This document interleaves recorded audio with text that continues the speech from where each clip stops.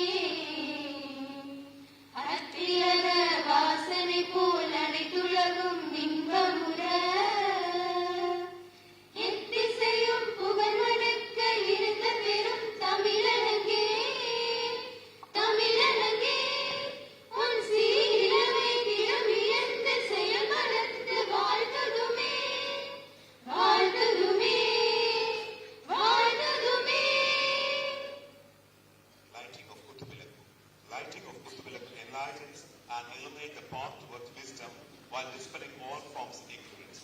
We request Honorable Governor Chancellor to light the traditional lamp. We also request Chief Secretary and Chief Guest, Department of Agriculture and Farmers Welfare, Government of India to light the traditional lamp. We request our Vice Chancellor and dignitaries on the dais to light the traditional lamp.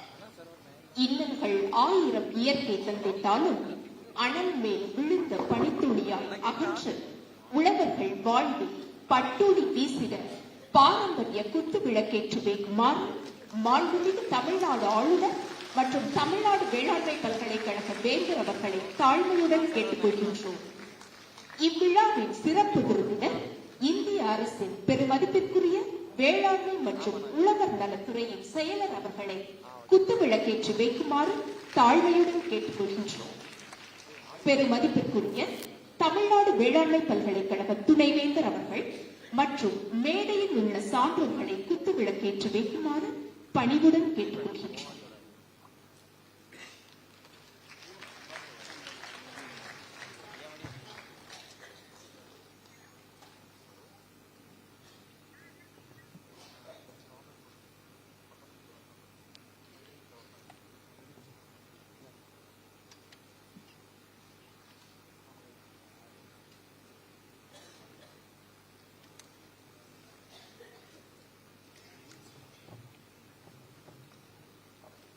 I invite the Vice Chancellor to deliver the welcome address and present the report on the academic achievements of the university.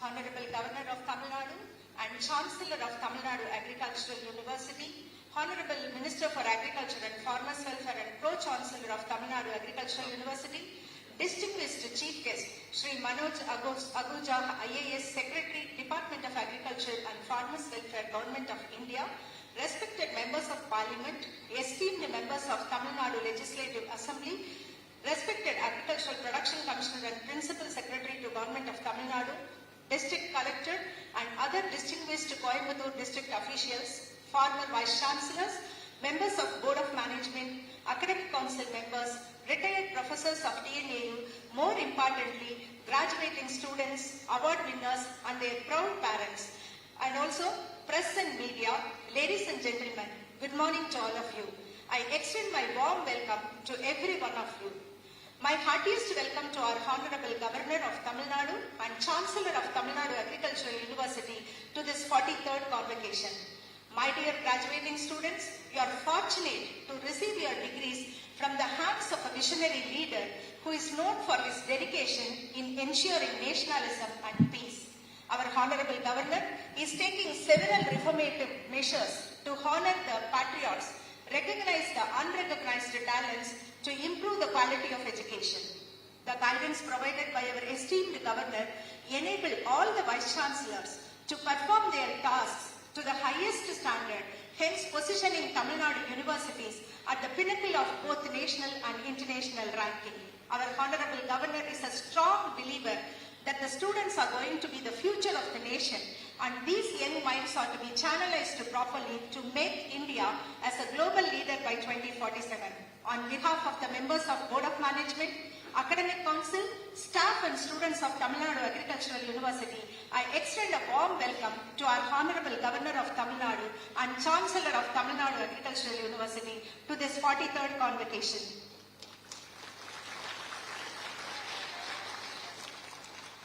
It is my proud privilege to welcome Shri Manoj Ahuja IAS, Secretary, Ministry of Agriculture and Farmers Welfare, Government of India. He is a dynamic and forward-thinking administrator. His aim is to equip Indian farmers with optimal knowledge and practices to enhance their global competitiveness is being applauded across the globe. His initiatives on agricultural mechanization, digital extension and precision farming are paving way towards Agriculture 4.0 in the country. His creative approach enabled him to design and implement the National Agricultural Higher Education Program across different agricultural universities in India that paved way for thousands of UG students to get global exposure on education, research and skill development to become entrepreneurs. I am happy to join with all of you in welcoming Shri Manoj Ahuja IAS to this August function. Tamil Nadu Agricultural University is one of the leading state agricultural universities in India and enjoys international reputation. It is a proud moment for this university that 3,720 students are conferred with their degrees today. Of this, 1,589 candidates are getting their degree in person. Graduation is a significant academic milestone in an individual's life. I would like to take this opportunity to thank each and every one of you for choosing TNAU as your study destination. TNAU is offering 14 UG, 33 PG and 28 doctoral programs in its 18 constituent and 28 affiliated colleges. To fulfill government's vision of increasing gross enrollment ratio by 10% every year, annual intake of students has been increased to 7,700 from 5,500 in the last 2 years. TNAU ranked first among all SAUs in performance of ICAR NET examination and 26% of the seats were grabbed by TNAU students. The admission procedures have been digitalized through online counseling. TNAU is the first SAU in implementing the blended learning system to ensure uniform exposure to all the students. Through the World Bank supported ICAR Institutional Development Program, TNAU has established smart classrooms, AR/VR laboratories and digital language laboratories, state-of-the-art laboratories for digital extension, big data analysis and also experiential learning. In the past 2 years, TNAU has invited 9 professors from international institutions, organized workshops, conference and 110 skill development and entrepreneurship training programs. To internationalize TNAU's teaching and research, 53 foreign faculty have been inducted as adjunct faculty. Also, 72 professor of practices have been engaged to enhance the employable skill of the students. TNAU joins hands with the Dalhousie University in Canada to offer dual degree program at UG level and 53 students are conferred with a dual degree. 64 undergrad students were trained as interns for 2 months in globally renowned universities in 12 countries. In addition, 70 undergrad students were sent for 1 semester under twinning program to Dalhousie University, Canada, University of Twente in Netherlands and Karelia University of Applied Sciences, Finland.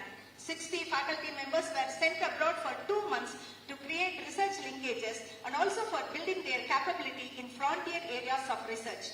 TNAU also offers education to the needy stakeholders through its open and distance learning program. To inculcate research aptitude, TNAU supports all the 678 PG and PhD students with fellowship. Academic industry links have been created to make the students industry ready. TNAU gives topmost priority to place its students in reputed organizations. In 2023 alone, 889 undergrad students and 100% of the diploma students studying in TNAU were placed in reputed institutions. TNAU is encouraging its faculty to strive for self-reliance in securing research funds. In 2023, 212 projects with a total outlay of 68.76 crore rupees have been successfully obtained. As a novel measure to enhance the publication from the faculty members, TNAU has introduced a policy of one faculty, one paper per year, which resulted in record high of 765 Scopus listed publication in 2023. The annual citation in Scopus database saw a significant increase to 11,605 and H index swiftly rose to 103 from 83 in the previous year. Recently, TNAU has established state-of-art facilities to carry out research in frontier areas such as Rhizoptron facility, accelerated speed reading, and proteomics and metabolomics platform. TNAU has released 905 variety in an array of crops since its inception. In this year, 24 varieties were released from TNAU. Some of the notable genotypes are India's first non-GM herbicide-tolerant rice, improved version of therapeutic landrace Mappillai Samba, triple trouble tolerant rice suitable for drought, salinity and submergence prone areas, and biofortified maize and kambu hybrids. During 2023, more than 200 tons of breeder seeds have been produced and supplied for the production of foundation and certified seeds. TNAU has developed more than 1,500 technologies and made them popular among the farmers. Village-level weather forecasting system and customized agro-advisory services, crop-specific boosters, and biofertilizer technologies received appreciation across the stakeholders. TNAU's water-soluble fertilizers and research on nanofertilizers and soil microbiome paved way for rejuvenating soil health in Tamil Nadu. Through the World Bank-supported Tamil Nadu Irrigation Agricultural Modernization Project, refined practices on water storage, groundwater recharging, water budgeting are advocated to the farmers. TNAU is the front runner in deploying geospatial tools for water body monitoring, GHG emission monitoring, and disaster risk assessment. Research on drone technology in developing SOPs for smart delivery of inputs are appreciated at national level. TNAU stands at the top among the SAUs in obtaining DGCA-approved drone piloting center to groom and develop agri-groomers. TNAU undertakes serious efforts in cataloging invasive pests and diseases and developing strategies to control them. World's first semiochemical to attract cotton stem weevil was developed by Tamil Nadu Agricultural University. TNAU conducts research on horticulture crops through 4 colleges and 13 research stations and introduced more than 20 varieties in different horticulture crops during the recent years. In the first time, it released an off-season flowering winter jasmine, a grapes variety suitable for winemaking, and perennial moringa variety. TNAU's Forest College and Research Institute is known for its excellence in forestry education and research. To help expanding the area under forest from 20 to 33%, TNAU has come out with the new tree varieties and developed profitable models in agroforestry and multifunctional forestry. TNAU's forestry business incubation remains as a model to all other SAUs in India. Considering declining labor resources, TNAU implements projects under PMFME and strongly promotes mechanization in agriculture. It gives top priority for utilizing renewable energy, namely hydropower, wind and solar energy in agricultural operations. TNAU has 15 Krishi Vigyan Kendras spread across the state of Tamil Nadu, which serves as a hub for transfer of frontline technologies and crop varieties. TNAU has its own YouTube channel, TV, FM and Kisan Call Center to reach the farmers directly to their home steps. TNAU has nominated one scientist per block to each of the 385 blocks and linked with extension officials of the state government for providing technical support. A state-level farmers' mela was organized at AC&RI Madurai, which was witnessed by a record number of more than 30,000 farmers and 5,000 students. TNAU FPO Connect is one of the flagship programs and signed MOU with 112 farmer producer organizations, through which direct linkage has been established with 150,000 farm families. A new program was launched to connect one student, one farming family. The student will help the farmer in obtaining required farm advisory and also other needed technical inputs, in addition to learning the ground level issues in crop production amidst varied climatic conditions. TNAU's domestic export market linkage cell provides pre-sowing and pre-harvest forecast for 14 major agricultural and horticultural crops and disseminated to print and electronic media for the farmers' usage. TNAU has 6 agribusiness incubation centers to cater the needs and aspirations of local industries, aspiring entrepreneurs and communities. During 2023, TNAU has incubated 107 new incubators and 142 agri-entrepreneurs. We have obtained the prestigious Niti Prayash scheme from the Department of Science and Technology, Government of India, with a total budget of 10 crore rupees for providing seed funding to the entrepreneurs. This would help in developing more than 100 entrepreneurs and create more than 1,000 professional jobs in 3 to 5 years. TNAU has commercialized 6 varieties, 6 technologies and 4 machineries during the last year. We joined hands with the state government and NABARD to establish Center of Excellence in Biotechnology, with a budget outlay of 435 crores.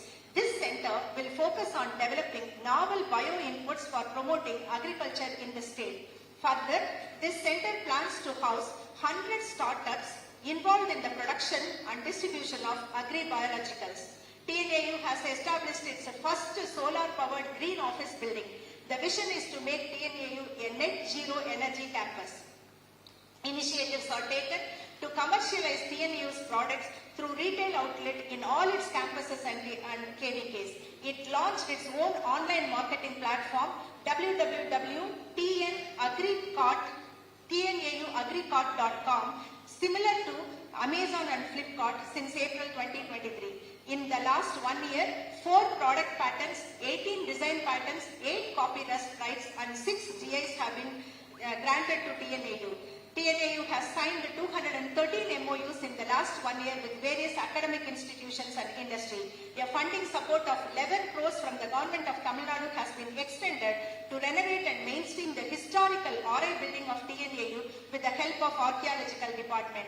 All these concentrated efforts position the Tamil Nadu Agricultural University in high ranking system.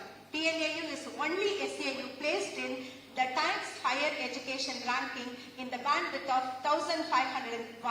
In the QS World ranking under Agriculture and Forestry, TNAU is ranked in the bandwidth of 401 to 420 out of 1422 institutions.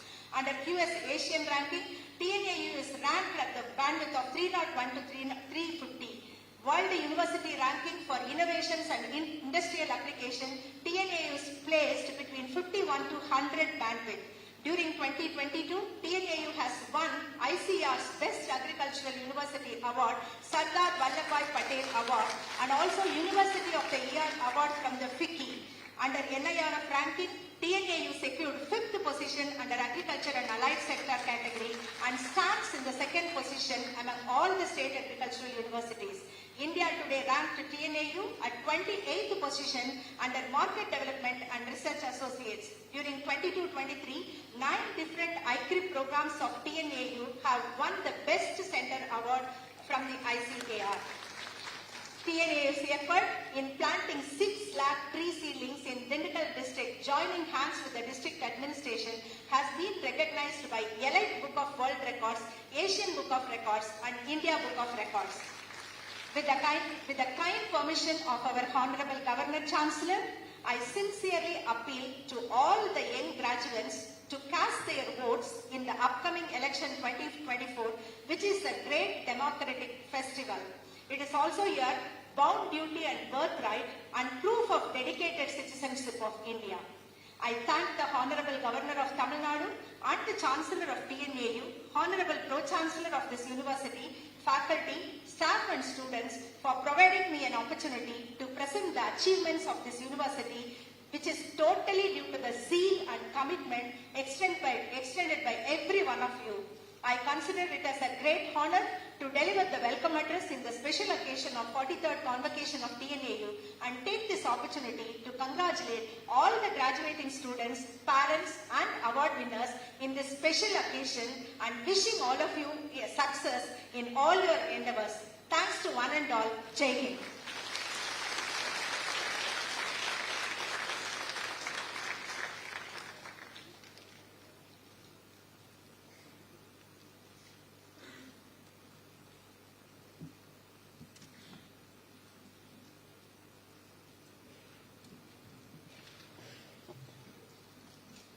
This convocation of the Tamil Nadu Agricultural University has been called to confer degree upon the candidates who appeared in the examinations recently held for the purpose, have been certified to be worthy of the same.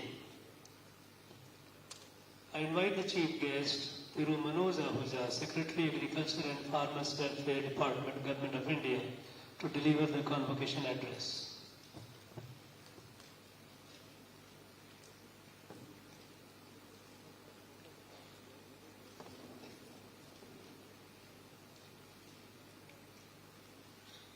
Honorable Governor of Tamil Nadu and Chancellor of Tamil Nadu Agricultural University, Vice Chancellor, members of the Board of Management and Academic Council of TNAU, my dear graduating students, their parents, the faculty members, the guests, ladies and gentlemen, a very good morning to all of you. It's a great honor for me to stand here in front of you as a chief guest on this August function of the 43rd convocation of prestigious Tamil Nadu Agricultural University, Coimbatore. I place on record my sincere thanks to the Honorable Governor of Tamil Nadu and the Chancellor, Tamil Nadu Agricultural University, as well as the Vice Chancellor for giving me this opportunity to interact with you. At the very outset, I congratulate all the students who have successfully completed their studies and would be receiving their degrees and awards today. I also compliment the faculty members who have imparted a very high quality of education to the students, and also my best wishes and gratitude to the parents who are present here on this momentous day for this students. Tamil Nadu is a very important agricultural state in the country where a large number of crops, rice, millets, maize, pulses, groundnut, cotton, sesame, coconut, sugarcane, vegetables, fruits, spices are all grown. And like in the country, it is the mainstay for the denizens of this state. It has a very rich history of agriculture, a very good system of tanks for irrigation, conserving water. The Thanjavur area with the Kaveri Delta, which had one of the first water control systems and finds mention in literature, and I think it has its origins in the Chola period in 2nd century AD, and it has been contributing immensely to the agricultural growth of the country. In fact, even in 1800s, in this delta, the rice productivity was one of the highest in the country. Tamil Nadu Agricultural University has played a leading role in this. The Vice Chancellor was just mentioning there are more than 905 crop varieties since inception. In this very year, they have come out with 23 crop varieties, new technologies, mechanization, drone training, so many initiatives which are being taken in the agricultural sector. I wanted to convey to you, dear friends and distinguished guests, that our success in agriculture, all of you have heard of the Green Revolution, is because of the significant contribution made by scientists, researchers in institutions like Tamil Nadu Agricultural University, along with a very good system of extension and taking this knowledge to the farmers. I think the credit for our success story in agriculture, from a position where we were dependent on other countries for our food needs, to a situation where we are one of the leading net exporters of food grains, has been because of the dedication and the commitment and the achievement and the knowledge which is produced in these temples of learning, agricultural universities, in which Tamil Nadu Agricultural Universities, the faculty and the students have played a pioneering role. And I must stand here and compliment all of you for this significant achievement. As all of you are aware, what next is the question which should arise in our mind. I would love to interact with you, understand and know what is going on in each of your minds as you graduate from the portal of this hallowed university. What are you thinking about this future? What do you think what the country would be after some years? Because that is a very fundamental question which all of you should be asking, considering, thinking as you go into your professional lives in the coming 2 decades. I must tell you that today India stands at a position where we can think big and we can dream big. From the position today where we have a per capita of $2,000 or so, we are positioned to become a developed country in the next 2 decades. And by that I mean that our per capita standards will go up to $18,000 from the $2,000 which are there, which means an annual rate of growth of around 8%. Our achievements in agriculture, all of you know, from 50 million tons in 1951, we have production of around 6 times more, 330 million tons. Our horticulture production has gone to 355 million tons. We are a leading producer, or the second largest producer of a large number of agri commodities, including dairy, fishery sector, and as I said, a leading net exporter of agricultural commodities. The challenges which I see is most of the countries who have developed, and there are a number of countries who developed within 2 decades, and all of you know their stories. We know of Japan after World War II. It just took them 20 years to become a developed country. We know about Korea, who followed the Japanese example and did that change. We know about China. We know about Southeast Asian nations. We know about Singapore. And all of them followed certain strategies. Mostly, a lot of these countries followed manufacturing-oriented, export-led strategies to bring that growth. The challenge before us today is that in India, the traditional growth path of this, and why I am mentioning this is, the traditional growth path in these countries is something in economics we call it a Lewisian model, where people shift from agriculture to manufacturing and then the tertiary sector, and that's how the economy grows. In India, however, the manufacturing sector has not grown to that extent. Therefore, the dependency on agriculture sector is quite large. Unlike other countries, in developed countries, you will find only 2% or some percentage of the population would be dependent on agriculture. Even in China and Vietnam, it will be around 20-24%. In India, it's nearly 50%. Why I am stating this is because we need to understand the challenges we would be facing in areas where you would be working. The fragmentation of land holding, the large number of small and marginal farmers, and in agriculture, and the fact that our growth, if we are talking about Viksit Bharat, a developed nation, nation with a per capita income of $18,000, then our growth would have to come from the agriculture sector. And slowly, as you increase demand in the rural areas, the demand generated from increasing incomes in agriculture, you will find the cycle of growth emerging because of the demand. Other sectors would also grow. But I think an important part has to be played by the agriculture sector. And therefore, all the graduates, postgraduates who would be going into the world, contributing to them, I want to say that there is a very big opportunity available for all of you. And our future story would depend on how you think, what you do, and how do you take this knowledge to the field or outside the university so that it can be acted upon, it can be translated, I could say, into a product, whether it's marketed by a company or used by the farmer to have improved practices. And I think that's a huge opportunity, and you are part of India's demographic dividend. I'm sure all of you would be aware India is one of the youngest countries. We have, I think the average age is less than 30. And you would find across the world, the age is increasing.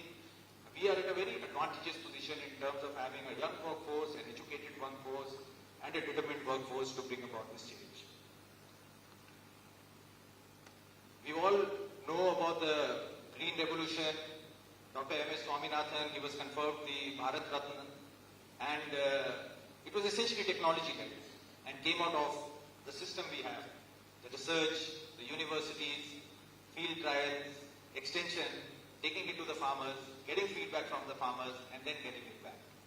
And now we have to bring about a similar transformation in the coming 2 decades.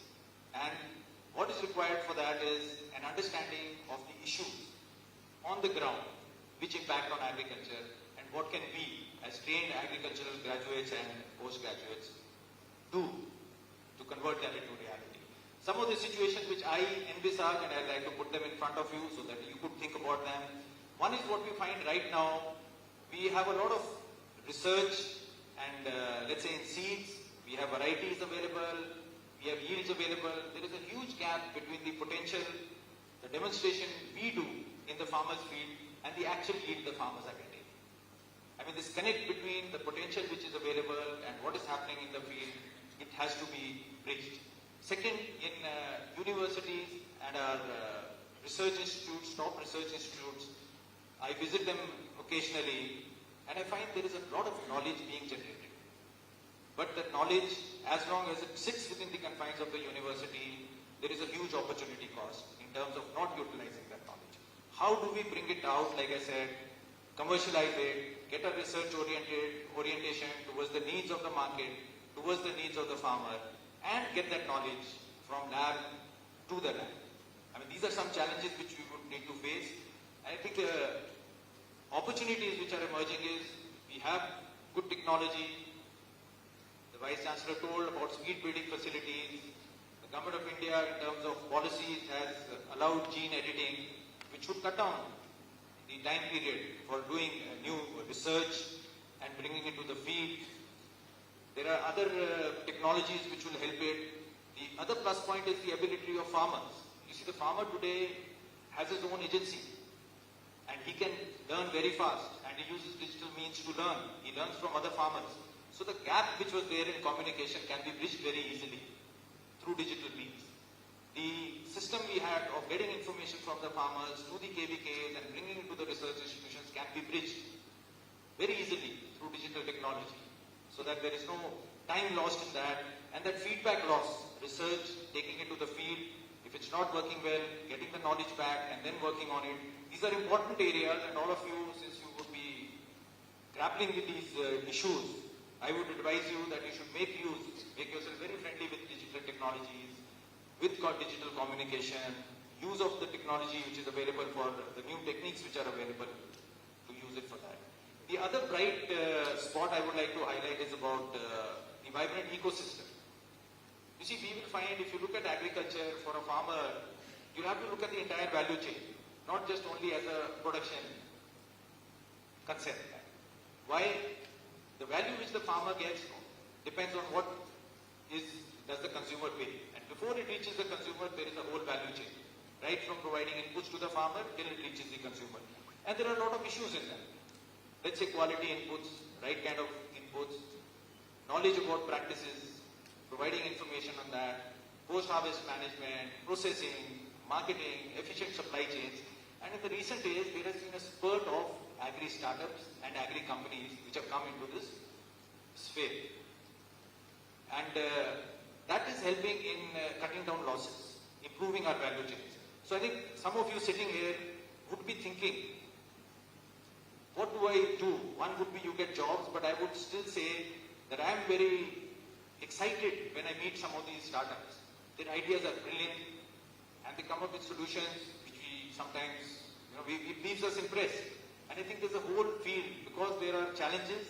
If you look at these challenges or opportunities, you will find there is a huge scope for people like you with the knowledge, with an understanding of problems to make a difference through your own startups, through entrepreneurship, through using all the knowledge which you have and translating into something meaningful for which benefits farmers and you also can earn a good living out of that.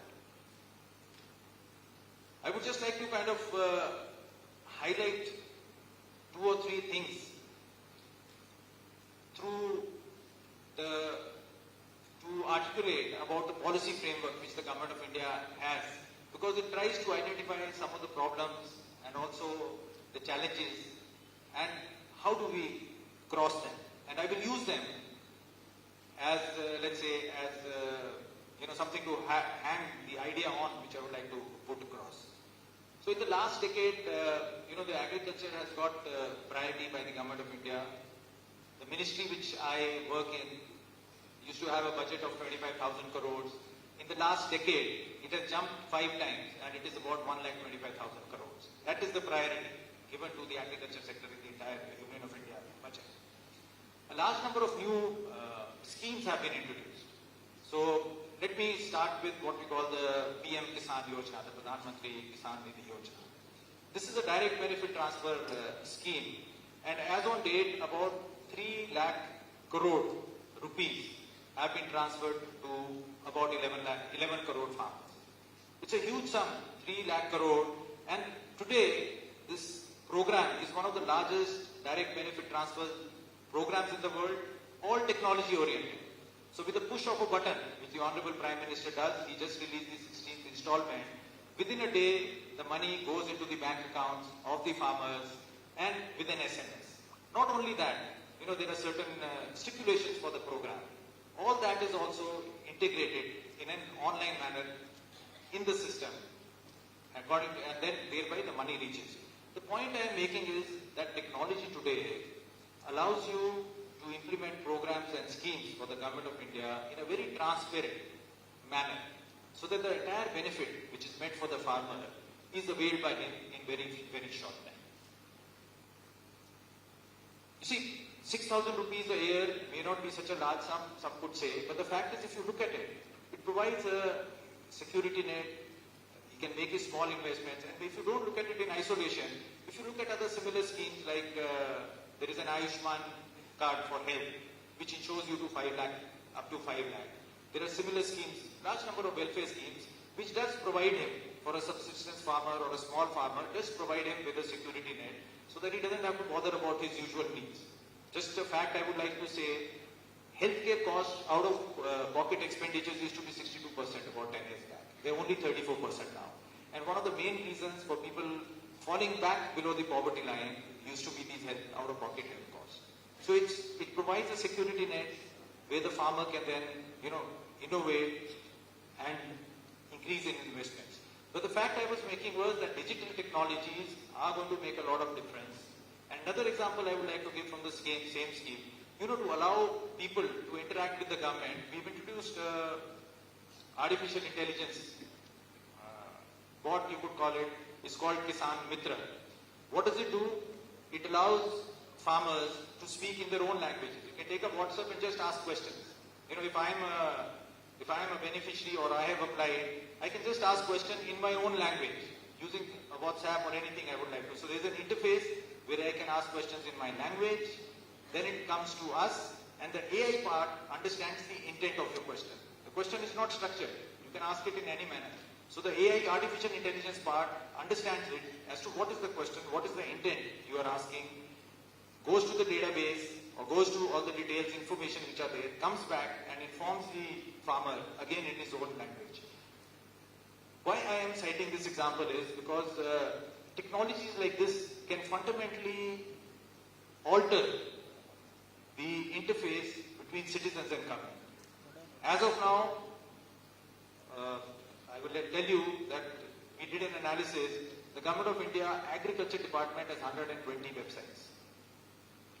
We have more than 40 apps. Now just look at it. If you look at it from a farmer's perspective, he cannot spend time in going to different websites or going to different apps. But if I just give him, if he talks in his phone, just asks a question and the reply comes about what he wants to ask about the agriculture department, look at the revolutionary way we are changing the interface of citizens with government.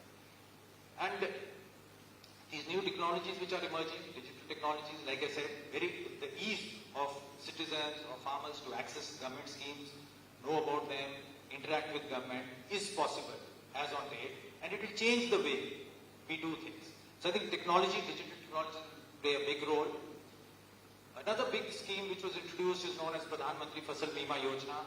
Agricultural per se, I would say, has risk inbuilt in it. One, you can talk about climate change and the fact that there is production risk. If something happens to the weather, or there is rainfall or hailstones, the farmer faces a loss. How do you mitigate that? This program is meant for that, where it covers production risks of the farmer. That is an area where a lot of opportunities lie. And in these 8 years, I think the farmers have contributed about 30,000 crores in terms of premium and have their claims settled about 1,50,000 crores. And why I am highlighting this is, I am highlighting this because all these areas affect agricultural activity, affect investment, and these are areas where, like risk mitigation, where a lot of opportunity lies. And similar to this, the Government of India announces procurement prices, MSP for 23 crops, and for the first time, pulses and oilseeds were produced. And why is that so? Agriculture commodity, unlike traditional commodities which we study in economic models, you see, a farmer may produce something, but if farmers produce it in excess, then the prices fall. It's something like, let's say, it's very unlike the manufacturing sector. If I am producing a vehicle, I know, let's say I'm producing a tractor, I know it's going to sell for, let's say, 6 lakhs, 7 lakhs, maybe 10 or 20,000 I'll give a discount. But it's not like you start producing a tractor and then you find the tractor is selling for 2 lakhs. That's a problem. And this does happen in the agriculture sector, and therefore this price mitigation. How do you mitigate that risk? That is there, and that's why this policy of procurement, MSP, and others. But I'm saying these are fields and areas which can be worked on. There can be a lot of private sector this thing. I've seen people giving micro insurance, weather-based insurance products, and things like that. But that's one area where one can work. Climate change is complicating it. For example, last year in northern India, we had a heat wave in March, and the heat, when the grain filling starts, that was the time that it stuck, and there was a lot of shifting of grain and a loss in terms of this thing. But thanks to our research network, the ICR, the State Agricultural University, there has been a focus on climate resilient varieties. And right now in Punjab, Haryana and other states, more than 70% of the area is covered with heat tolerant varieties. So that's the impact. These are challenges which are being faced by universities. They're coming out with products, and I'm sure all of you would be contributing to it. Another program is the 10,000 farmers producers organizations. We also have more than 260,000 primary agricultural cooperative societies, and I'm linking it with the fact that we have a substantial majority, 86% of our farmers who are small and marginal farmers. It's very difficult for them to get economies of scale. Can we make an institution for them at a local level which will help them which will provide them inputs, provide them economies of scale, can do aggregation, can do branding, can do marketing? If they can, it's a big service which we are doing for the agriculture sector. And this is also, it's a purely, should I put it, it's a business commercial activity. And there's a huge demand for people who can work in this sector, work with FPOs, work with cooperatives, and generate benefits for the farmer and the agriculture sector across the value chain. All of you know about the cooperative sector and the wonderful story of milk revolution in India. Can we bring a similar revolution? Can we have a similar structure or an analogous structure for the horticulture sector? Fruits and vegetables. We talk about their perishability. Can we do that? You've heard about the poultry sector and the wonderful sector which follows a model where a company gives small broiler chicks to other farmers and take it back. It's a contract farming kind of something like that. But the fact is, it's a model which has worked, and you will find that the growth rate in both the dairy sector and the fishery sector is quite high. It's about 6 to 8%, which is what one would expect if you have to increase returns in this sector. Another program which was started is e-marketing, and it's very important. You know, there are mandis across the country, and it's very important that the farmer, when he wants to sell his produce, knows about its quality and gets the best price for it. So the attempt is that only, to bring this knowledge to the farmer, connect buyers with sellers, and to get the best price to the farmer. Now, this is governed under state laws. Some states have opened it, they allow farm gate processes, but there's a lot to be done. And you know, last time I was interacting with startups. There are a lot of startups in this area now. Ninja Cart is there, Dehat is there, Cropping is there, and they are answering this need. You'll be surprised to know that they have connected. They will put some aggregator in a village. They have an understanding of when, let us say, tomatoes would be harvested, and they link it up with consumer demand, and they're very efficient supply chains to ensure that there is no value loss in the supply chain. They link, and through very efficiently, storage, logistics are all built in. So what I'm saying is, there is a huge opportunity again in ensuring connecting the farmer to the consumer through efficient logistics, through efficient technology, digital means of matching demand and supply, and the value which is there, a profit goes to the company and a profit also goes to the farmer. That's one, again, area where a lot of startups have come and they are working in it. Another program which was started is called More Drop Per Crop. Tamil Nadu state is doing quite well in it. In India, 86% of our water is used in the agriculture sector, and the ratio is about 70% for other countries. The water use efficiency is around 1/3, 33%. In, let's say, developed countries, it's up to 55%. One way, and you would realize that water scarcity would increase over the years, and when we talk about sustainability, these are very core areas where we have to look into. Sustainability in terms of water, in terms of usage of fertilizers, in terms of soil. And because these have to be addressed, these are also huge opportunities where we can all work. So this example of water, the program essentially, More Drop Per Drop, essentially is to bring about drip irrigation. We've also allowed automation. If you push fertilizers through drip irrigation, even the fertilizer efficiency goes from 33% to 90%. The point I'm making is, this is something, we have a potential of 70 million hectares under drip irrigation. We've achieved about 13 million. There's a huge potential in this. Bringing these kind of reforms to the farmers and taking it to the field and bringing about sustainability. So while we talk about production figures, we should also look at figures about per unit quantity of water, what's my production, am I degrading my soil?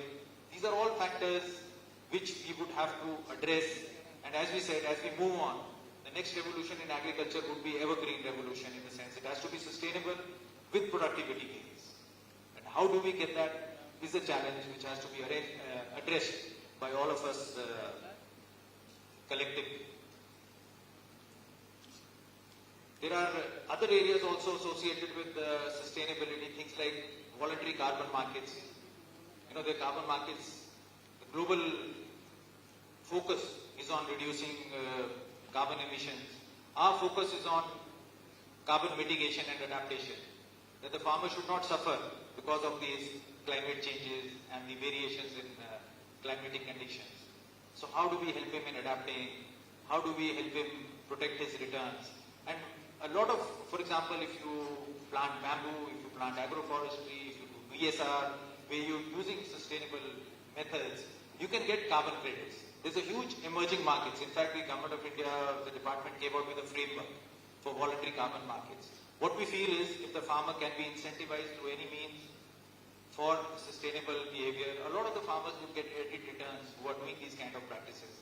Like I mentioned, direct seeding of rice, or agroforestry, or bamboo, or talk about natural farming, or prudent use of fertilizers. All of these can be monetized and the returns given to the farmers. And it's a very nascent market which has a huge potential for growth.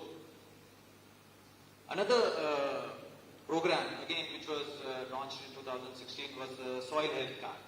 And I'm just trying to, why I am narrating this program is because I'm trying to link up the policy framework for addressing problems and challenges, which I think have to be addressed collectively. And these challenges, like I said, are also opportunities.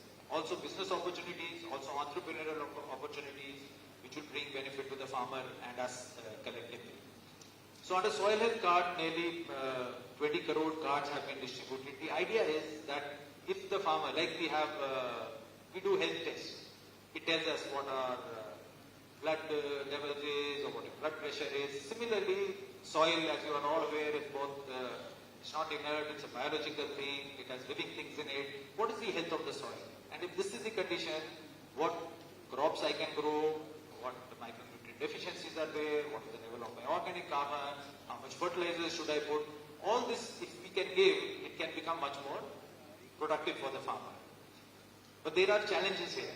You see, first is giving the information to the farmer, making him understand it, and second, to bring about his change. All I can say is, since a farmer's livelihood depends on agriculture, I am sure he would be interested in anything good we tell us which will improve his returns. So it's a very good thing for us. You know, sometimes we have to convince people that you have to do this. But his incentives are aligned with our objectives, which I'm saying is a big plus for us. Any farmer who's been doing farming, if he can correctly put across what we are saying and how it will benefit and probably demonstrate to him, the farmer would readily accept it. There's a compatibility of incentives, if I may put it like that way. So we have a very good condition where we can sow ideas and they'll be accepted if we do it the right way. And I am told that the students during their program visit villages, stay there for a long period of time under the Rural Agriculture Work Experience programs. So I'm sure of you would have seen the programs I am talking about, or the soil health program. But what I would request the Vice Chancellor is that there is also a need for linking up what we teach in the universities with what the farmer, how the farmer perceives it. What are the big major government programs which we are trying to make a difference? What are the findings which we have got out of the universities? Are they reaching the farmer? And if so, how is he accepting it? I think that's a very important area where a lot of difference can be made by students while they are studying. I am told that there are more than 30,000 agricultural graduates in the country every year. And we have 6.5 lakh villages. If these 30,000 students can go to villages with their knowledge, with an open mind to learn from farmers, they have knowledge of the programs, the knowledge which you know from learning, and they are able to adapt it, take it to the farmer, learn from it, adapt it. I am sure the rate of transmission of knowledge which we have at present will substantially increase. That's a very important area where it's important to bring the theory and the experience and the practice and the acceptance by farmers very close. And I think that program is, if it's strengthened, modified in the same way, it will help our students become ambassadors of change in our rural villages while they are studying and as they go and meet out to the farmers. They are in a very unique position to bring about first world solutions to our problems. And that is what the expectation is. I would also like to, emphasize, today India as a country plays a much larger role, a very big role on the global stage. And India is a leading country in what we call the South-South cooperation. And during the G20, when I had the opportunity to interact with ministers of agriculture and head of states of a lot of countries from Africa, they look forward to India. They were saying, please, you have the systems, you have public research systems, you have good extension systems, you have knowledge, you use technology. You come and help us. What I want to say is that when you are outlining your dreams or wanting to go across, there will be opportunities, not only in India, but globally. I think India can play a very big role across the world, and I think people like you would be very much valued for the knowledge you have and the expertise you have, and the fact that you've got experience in this country which has so many agroclimatic zones, which grows everything. And the problems you have are very similar to the problems which a lot of countries, especially African countries, would have in relation to agriculture. And that's a big opportunity for us, and would happen in the future. If not now, it will happen in the future. And I think you should also keep that, factor it in while you are working ahead.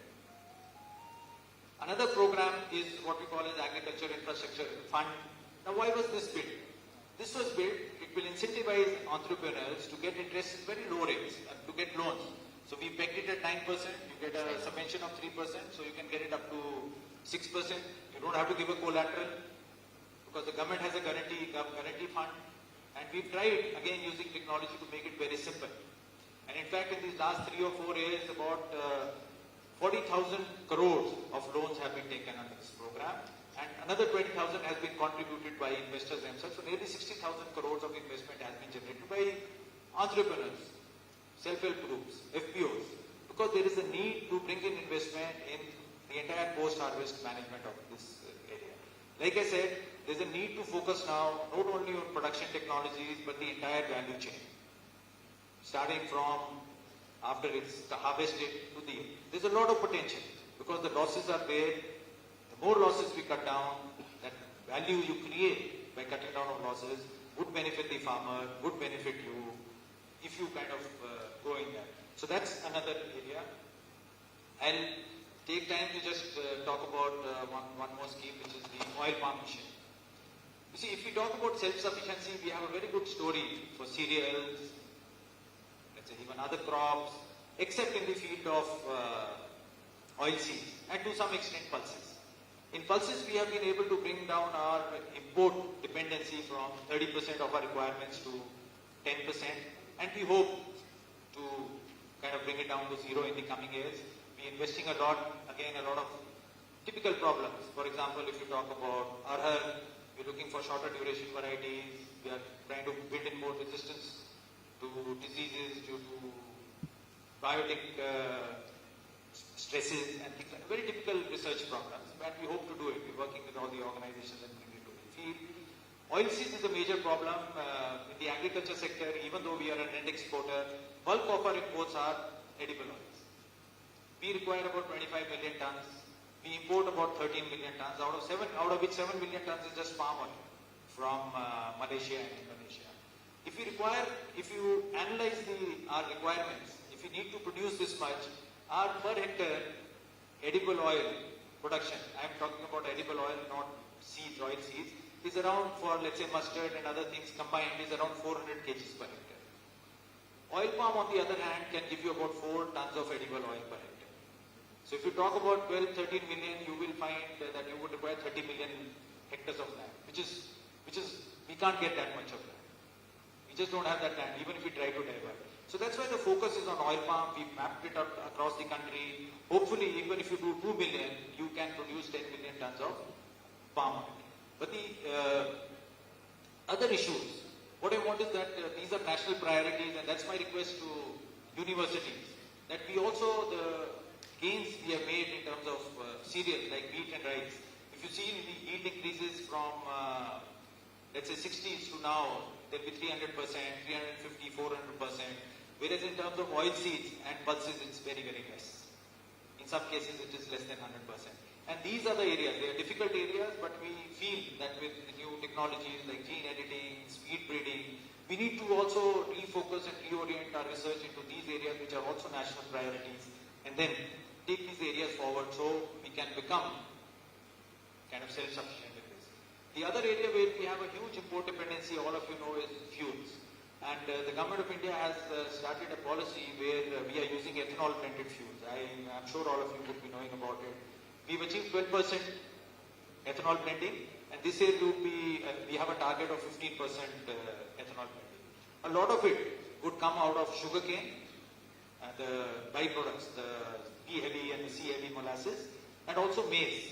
So you would find that there's a huge incentivization for farmers. Because of the demand, the prices would increase, and maize, I'm very happy to state that Tamil Nadu in fact has one of the highest productivity in maize, and I'm sure the university must have played a very big role in that. But the fact that farmers can also avail of this benefit of growing crops for fuel. So therefore this entire import dependency on petroleum for our fuel needs and also for our edible oil needs these are broad areas where we might have to refocus our policies a little bit. I would also just take a little bit of time in mentioning to you the broad challenges around which we are reorienting our policies. Our policies essentially were finalized in an era of shortage of food and for achieving food sufficiency. And our institutions, our policies, and our technology and our extension was geared towards it. You get high variety seeds and push it down. So that's what the extension this thing. But now we will have to work in a more decentralized manner. We have to recognize that farmers are scientists and the fact that there is a lot of peer-to-peer learning happening. Can we have systems to ingrain that knowledge into our system of generating knowledge, validate it at a decentralized level, and make it available to a large number of farmers. In fact, technology would allow you to do that. But that's what I'm saying is broad base our generation of knowledge. In the universities, also understand that the farmer also has a lot of knowledge. He's a professor of practice, if I can call him that. How do we get that knowledge? It's difficult. You don't have those control and treatment groups and you can change one variable and get results. It's much more decentralized and getting it, validating it would be a challenge, but can be done. But I think that's one area where we need to move. Second is the challenge would be building of climate resilience. So we have done all the mapping which is required, the research findings which are required in villages, but it should be a topic of debate and discussion in villages amongst farmers. They should be ready with this. We can provide, we have a large number of schemes which need to be converged, but it's important to take it down, and I think universities and students, like I said during the Raves period and all, and this is one thing which should be brought in the syllabus, and when they go to the villages, bring it to these farmers, have very simple templates where farmer can discuss, and I'm sure some of the solutions they themselves could provide, and the other schemes we will have to reorient so that they can converge and provide this thing. New technology changes are coming in, fertilizer subsidies are very high, so products like nano urea, nano DAP, which the Vice Chancellor also mentioned the university is working on. They've set up drone training facilities here, and a new program has been started for that, where women would be empowered to offer custom hiring drone services for pesticide spraying and nano fertilizer spray to begin with. And it has shown very good example in sugarcane and all, spraying through drones has helped a lot. One more aspect which I would like to highlight is about, you see, we talk about other countries, we talk about the Israeli example in precision agriculture, we talk about, let's say, floriculture or horticulture, again, some European countries. So my experience with them is being that there is still, a challenge still remains, while we implant these technologies from outside, there is a need to make them less expensive and probably indigenize them. Some of these technologies, when you put them on the field, are slightly expensive, not very viable. I think there's a lot of research, while the ideas are very good, to make them, take them to the farmer, make them adopt them, increase their yields, increase their incomes, because they work. They work on good principles, there is a science behind it, and they increase the farmer's yield. But this aspect of indigenizing it would require a lot of local research and solid feedback from the farmer, developing local materials so that the price can come down and the farmer actually uses it and gets the returns which he wants. You would have also heard about something known as digital public infrastructure. If not digital public infrastructure, I am sure all of you make payments even when you go for chai or auto rickshaw or you buy vegetables. If you do, you can make payment of any amount very easily through your mobile phone. All of you are aware of that.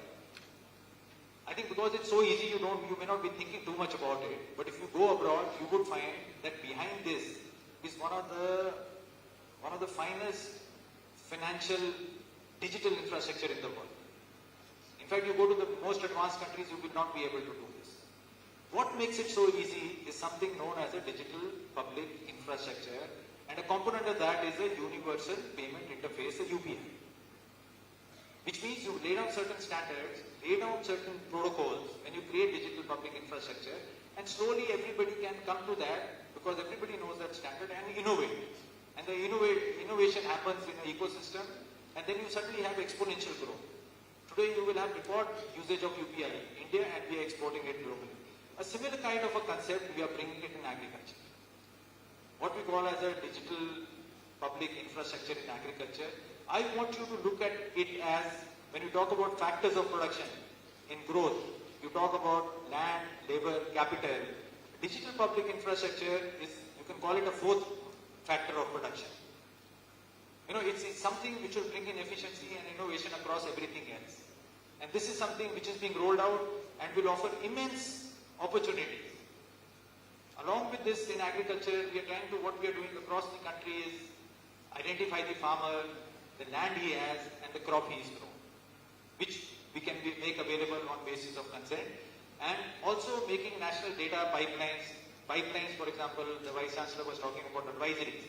Pipelines on the network stations of rain gauges or weather stations across the country. We have lots of them, but in different places. We will standardize them, make that information available in panchayats. We have satellite information available. We're trying to make it available at a panchayat level. It can be used by people outside the government, states. Why I am saying all these things is that this can be used by let's say agri entrepreneurs to provide advisories, to provide services to farmers, in fact build up their capability.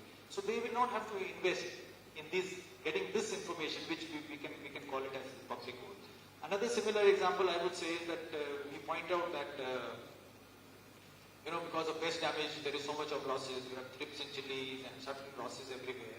And today's technology allows you to actually get to know presence of pests beyond an economic threshold in time and take action. So putting those surveillance mechanisms, using AI-based systems to identify which pest it is, which crop it is, and some action, some information is available at the farmer's level, the others can be linked back. All you have to do is a lot of using AI, machine learning, make it good enough. Using something like what Google Lens does, but in a very focused way. So I'm just citing these examples because for your generation these would be exciting, and I feel that a dramatic change would come because of these technologies, because things can be done in a better way, in a way where ecosystem can all contribute, in a way where we can increase the value and increase returns for the farmer, and it offers immense possibilities for this. Another example I would just like to highlight is when I was talking about digital extension. We have a traditional extension system, but now the farmers themselves can access, and therefore we are putting everything in something known as Vistar, which is again a digital public infrastructure or digital public good, which will enable the farmer to access either through speaking, whatever small videos or literature is available, and also bring innovations of farmer on that, so they can learn by peer-to-peer mentoring. These are just systems which are coming up. We'll be rolling them out in 3 or 4 months. But like I'm saying, it's a very exciting future. There is a need for working on agriculture, because if we talk about our nation becoming a developed nation in the next 2 decades, recording 8% growth, we have to focus on agriculture. We have to create demand. We have to increase incomes. And that's a big opportunity for all of you. And like I said, we need not restrict ourselves to India. We can share with the world, and especially a lot of countries where India can contribute meaningfully to their economies, and there's a huge opportunity which is existing there. Secondly, the changed environment with available technologies and other things can give us a leg up, can help us reorient it, look at things not in an incremental manner, but look at things so that we can change it in a very, very transformational manner.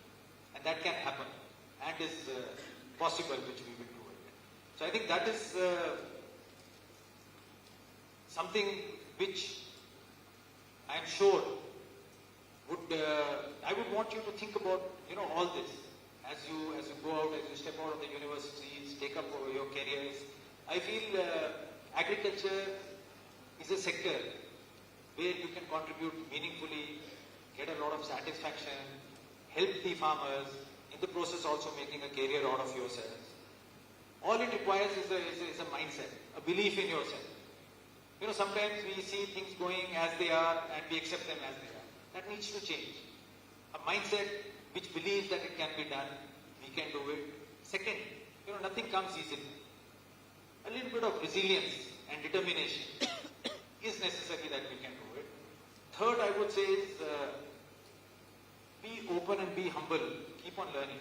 I'm sure a farmer who's doing farming for 20 years would have a lot of knowledge.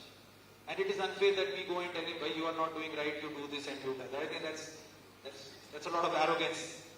You know, it's understanding how to learn. And, you know, life is more complex than we can read from books. There are a lot of other variables which come in. Maybe related to sociology, social constructs, anthropology, which we don't know about. So, fine-tuning the knowledge we have, learning from everybody to every degree, and a little bit of humility, I think will definitely keep you in good stead. And the fourth thing I would say is, I know there's a concept that, you know, I will do it and be passionate. But I think if you put the others before you, you will get much more than you give to others. I think it's a very fundamental way of looking at the world. Thinking about the other person rather than yourself. In the process that you're doing something for the other person, believe me, you will get much more in return than what you have aspired at. And that would help you in living a very meaningful, successful life and contributing to the nation. So at the end, I would like to extend my heartiest congratulations to all the graduating students, the award winners for receiving their well-deserved degrees and awards. I would like to congratulate the teachers who had put in their best to impart the knowledge to you. And I'm sure the knowledge that you have gained would hold you in good stead and help you face the challenges that lie ahead in your life. Finally, while wishing you all a great success, let me remind you that the world is changing fast, and along with it, we must change to make a difference. Thank you and Jai Hind.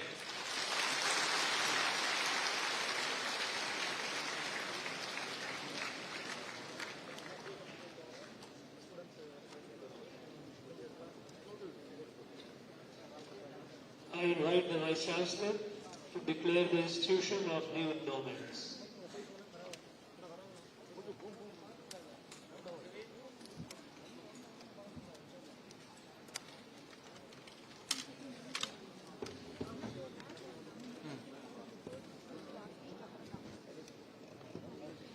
The most respected and honorable Chancellor of this university, I'm happy to announce the new endowment awards instituted for the 43rd annual convocation from various donors. The government of Tamil Nadu has instituted an endowment fund of rupees 10 lakh to the university and created Bharat Ratna M.S. Swaminathan Endowment Award to honor the father of Indian Green Revolution and proud alumni of TNAU. The Bharat Ratna Dr. M.S. Swaminathan Endowment Award was established by the government of Tamil Nadu, and the award includes a cash prize of rupees 50,000 along with an award certificate and a gold medal. The student who receives the highest mark in plant breeding and genetics subject in BSc Hearts Agriculture will receive this endowment award. The EID Paddy Company in Chennai established TNAD Golden Jubilee EID Paddy Award, which grants a sum of rupees 5 lakh rupees to the university. The interest accrued from this amount will be awarded as a medal to the best PhD thesis in nanoscience and technology. The old students of Department of Plant Pathology in TNAU has sponsored 5 lakh rupees and created Dr. R. Swaminathan Award for the best PhD thesis work in molecular plant pathology. Mr. Kandasamy Devasundaram from Chennai has sponsored rupees 8 lakhs for instituting an award in the name of Tirutani Kandasamy Devasundaram Award, which is intended for the best student from MSc Agriculture in Agronomy. Sir, from this convocation onwards, the institution of new endowments or awards in TNAU will be accepted only with the minimum amount of rupees 5 lakh with an award period of 5 years. Thank you very much, sir.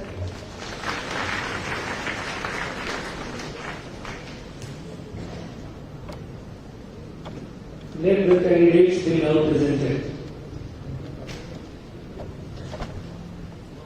Honorable Chancellor, I present that you, sir, 57 candidates for the awarding person in various degree programs for their outstanding performance.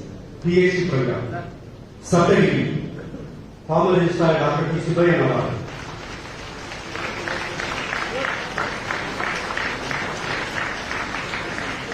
Sumita R. Dr. Premchand PG Scholars Award. Haripriya, Dr. S. Uttamswamy Award. Manoj K. Anil Atlaka Award. Vinodini Bhatia, Dr. V. Subramanian Award. Amrita S. Dr. Kumaraswamy Ramaswamy Award and Dr. S. Sundaresan Award. Jayalakshmi Sri V. Ganesan Award. K. Convocation Dr. K. Ramakrishnan Award. Saravanan Sri V.S. Nagarajan Award. Vinodini J. Kuraisanyan Chandrakant Award. Rahul B. Dr. Anderson Amaran Kumar Award. Nagendra M.S. Dr. K. K. Vanival Award. Shobha K.V. Dr. D. Karivaraj Award. Hema B. Dr. J. Jayalalitha Award. Dr. Tinnavukar's Award. Reddy Kalyan B.S. Isotope and Tracer Techniques Symposium Award. Kyara P. Dr. S. Robin Memorial Award. Swine K.K. Dr. S. Subramanian Award.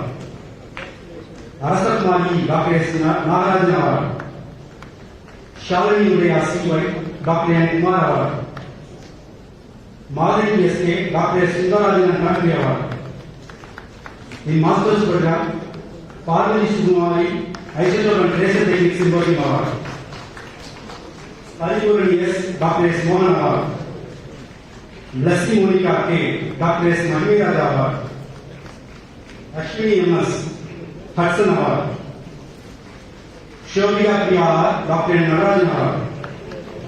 Ayyan Purayam Dr. M. Ramaya Award. Prabha M. Dr. A. Mayapurade Award. Sarika R. Vedavali Merit Award. Vijay S. Dr. Sridhara Rao Arsundari Award. Saranya Kumari R. S. Kondas Award. Divyadarshini S. Subbayan Narayan Award. Govilaj G. Dr. K. Madangaraj Award.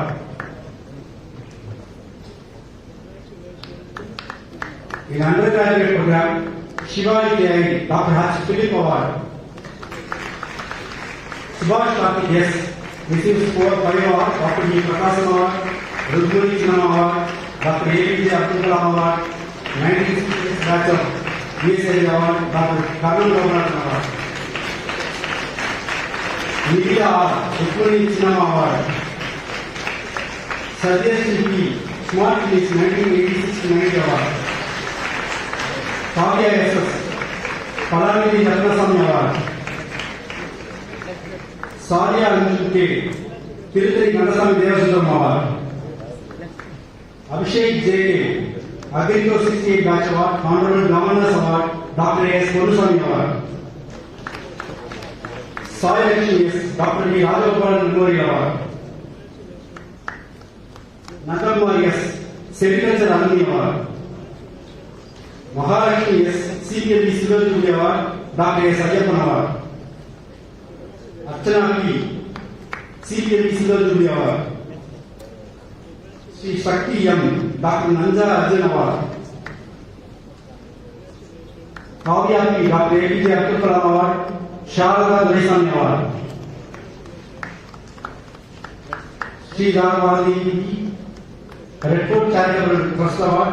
Rangan Andam Gold Medal and Agriculture Engineering Alumni Award. Bharati J. Agriculture Engineering Alumni Award.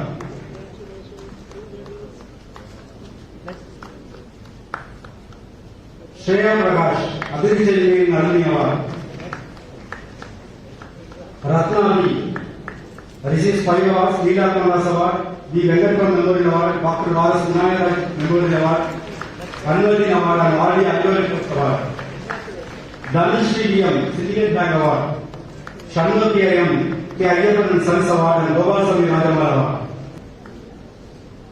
Honorable Chancellor, I present on you, sir, 128 candidate in person for the degree of Doctor of Philosophy who has been qualified to receive the degrees.